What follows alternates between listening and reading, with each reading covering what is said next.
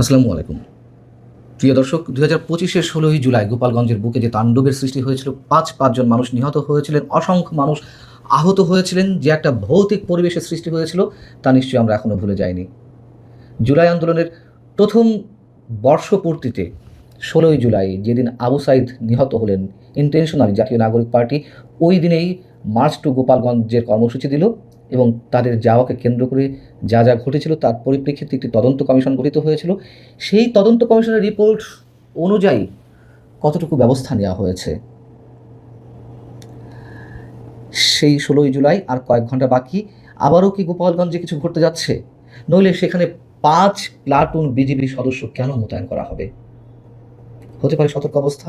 এবং বুধবার সকাল থেকেই সেখানে বিজিবি সদস্যরা টহল দিচ্ছেন, র্যাব পুলিশ সদস্যরা রয়েছেন। জুলাই আন্দোলনের প্রথম বর্ষপূর্তিতে এই যে জুলাই আন্দোলনের নায়কেরা, তারা গোপালগঞ্জে বেশ হিরোর বেশে যাওয়ার পরিকল্পনা করলেও দ্বিতীয় বর্ষপূর্তিতে তারা কিন্তু কোনো ধরনের কর্মসূচি রাখেনি, এটিও আপনারা জানেন। সারা দেশে তারা পদযাত্রা কর্মসূচি দিয়েছিল, সেখান থেকে শুধুমাত্র গোপালগঞ্জকে বাদ দিয়েছে। এটাই স্বাভাবিক, খুব স্বাভাবিক। আমার ধারণা সুদূর ভবিষ্যতেও তারা গোপালগঞ্জে যাওয়ার সাহস পাবে না, সেই নৈতিক সাহস তাদের নেই। এবং সেদিন ২০২৫-এর ১৬ই জুলাই তারা যে হিরো হতে গিয়ে একেবারে সেনাবাহিনীর কঠোর নিরাপত্তার মধ্য দিয়ে, আর্মড কারের মধ্য দিয়ে জীবন বাঁচিয়ে ফিরে আসতে পেরেছিল, নিশ্চয়ই এটি তাদের সৌভাগ্য। জাতীয় নাগরিক পার্টি মার্চ টু গোপালগঞ্জের ডাক দিল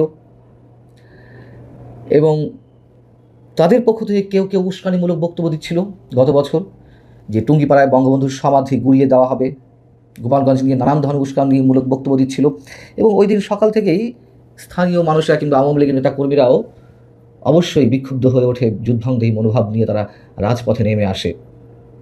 এবং একটা পর্যায়ে গোপালগঞ্জ সদর উপজেলা নির্বাহী কর্মকর্তা ইউএনের গাড়িতে হামলা চালানো হয়। পরবর্তীতে আপনারা সবাই জানেন যে সেখানে পুলিশ অ্যাকশনে যায়, সেনাবাহিনী অ্যাকশনে যায়, বিপরীতে গোপালগঞ্জের সর্বস্তরের মানুষ এক কাতারে নেমে আসে। এদিকে রাজধানীতে পুলিশের কন্ট্রোল রুমে বসে তৎকালীন স্বরাষ্ট্র উপদেষ্টা লেফটেন্যান্ট জেনারেল জাহাঙ্গীর আলম চৌধুরী এবং এনসিপি নেতা, সেই সময়ের অন্যতম উপদেষ্টা সরকারের আসিফ মাহমুদ সজীব ভুঁইয়া বসে আইন শৃঙ্খলা রক্ষাকারী বাহিনীর সদস্যদের দিক নির্দেশনা দিচ্ছিল যে কীভাবে কোথায় অ্যাকশন করতে হবে, কীভাবে গুলি চালাতে হবে। এইসব ছবি তো আমাদের কাছে এসেছে। তারা নির্দেশ না দিলে কন্ট্রোল রুমে বসে থাকবে কেন? আসিফ মাহমুদ সজীব ভুঁইয়া স্বরাষ্ট্র উপদেষ্টা থাকতে পারেন। এ নিয়ে অনেক প্রশ্ন উঠেছিল।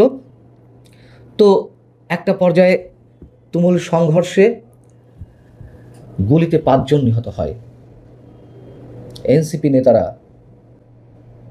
কীভাবে পালিয়ে আসে, সেখান থেকে খুলনায় যায় সেনাবাহিনীর কঠোর নিরাপত্তার মধ্য দিয়ে, সেগুলো নিশ্চয়ই আমাদের মনে আছে। কিন্তু এই যে ৫ মানুষ নিহত হলেন, তারপর কি হলো? কাদেরকে আসামি করা হলো? পুলিশ একে একে ১২টি মামলা করল প্রাণহানির ঘটনায়। ১২টা মামলার মধ্যে ১৫,০০০-এরও বেশি আসামি, তার মধ্যে প্রায় ৫০০ জন নারী। মজার বিষয় হচ্ছে, যেই মানুষরা নিহত হলেন সেই মানুষদেরই আত্মীয় স্বজন, সতীর্থ কিংবা আওয়ামী লীগের স্থানীয় নেতাকর্মীদেরই আসামি করা হলো। অথচ পুলিশ তখন বলেছিল যে আমরা আত্মরক্ষার্থে টিয়ার গ্যাসের সেল নিক্ষেপ করেছি, সাউন্ড গ্রেনেড নিক্ষেপ করেছি। তুমুল সমালোচনার মুখে সেনাবাহিনীও স্বীকার করে নিল যে তারা আত্মরক্ষার্থে বল প্রয়োগ করেছে, কিন্তু গুলির ঘটনা কোথাও এলো না। গুলি মনে হলো যে আসমান থেকে এসে ওই মানুষগুলোর বুকে বেঁধল। আইএসপিআর থেকেই বলা হয়েছিল যে সেনাবাহিনী আত্মরক্ষাতে বল প্রয়োগ করেছে। যদিও কোনো কোনো ভিডিও যেগুলো সামাজিক যোগাযোগ মাধ্যমে ভাইরাল হয়েছিল, মানুষ দেখেছে যে কারা গুলি ছুটছে। এবং যাদেরকে আসামি করা হলো তার পরের আরও কয়েকদিন তো একটা ভৌতিক পরিবেশের মধ্যে দিয়ে যাচ্ছিল পুরো গোপালগঞ্জ, যার রেশ দেশের অন্যান্য অঞ্চলেও পড়েছিল। মানুষ একটা আতঙ্কের মধ্যে ছিল, পুরো জেলা প্রায় পুরুষশূন্য হয়ে পড়েছিল। আসামিদের ধরতে নৌবাহিনী সদস্যদের পর্যন্ত মোতায়েন করা হয়েছিল, যাতে তারা নৌপথে জলপথে কেউ পালাতে না পারে, এতটাই হিংস্র হয়ে উঠেছিল প্রশাসন। মানুষ বলছে যে বাকি আছে শুধু বিমান বাহিনী নামাতে, সেনাবাহিনীর সদস্যদের মোতায়েন করা হয়েছিল, পুলিশ, র্যাব, বিজিবি, নৌবাহিনী পর্যন্ত। আমার যত মনে পড়ে ওই সময় হেলিকপ্টারও টহল দিচ্ছিল। তো এই যে ঘটনা, সেই ঘটনার পরিপ্রেক্ষিতে একটা তদন্ত কমিশন গঠন হলো, একজন সাবেক বিচারপতির নেতৃত্বে 6 সদস্যের তদন্ত কমিশন গঠিত হলো। তদন্ত কমিশন একটা প্রতিবেদনও জমা দিল, কিন্তু গুলির বিষয়ে সেই তদন্ত কমিশনের প্রতিবেদনেও কোনো শব্দ উচ্চারণ করা হলো না। কেন করা হলো না? ওই কমিটির নাকি এখতিয়ারের বাইরে ছিল গুলির বিষয়টি তদন্ত করতে। কেন? এখানেই তো প্রশ্ন, যে গুলি বিষয়ে কোনো কিছু লেখা যাবে না বা গুলির বিষয়ে কোনো প্রশ্ন করা যাবে না। খুব স্বাভাবিকভাবেই আমরা বুঝতে পারি গুলি তাহলে কারা করেছিল। এই যে মানুষগুলো নিহত হলেন, বিচার পেয়েছে? এখনো কি বিচার হবে? ডক্টর ইউনূস সরকার জঙ্গি শাসন কায়েম করেছিল, কিন্তু এই বিএনপি সরকার নিশ্চয়ই সেটিও করা হবে না। এবং মজার বিষয় হচ্ছে, তদন্ত কমিশনের প্রতিবেদনে স্পষ্টভাবে উল্লেখ ছিল যে ওই দিনের ওই সংঘর্ষের জন্য দুপক্ষই দায়ী। দুই পক্ষ যদি দায়ী হয়ে থাকে, এনসিপির নেতাদের বিরুদ্ধেও বা কি পদক্ষেপ নেওয়া হয়েছে? আদৌ কোনো পদক্ষেপ নেওয়া হয়েছে? না, সেটা আমরা আশা করতেও পারি না।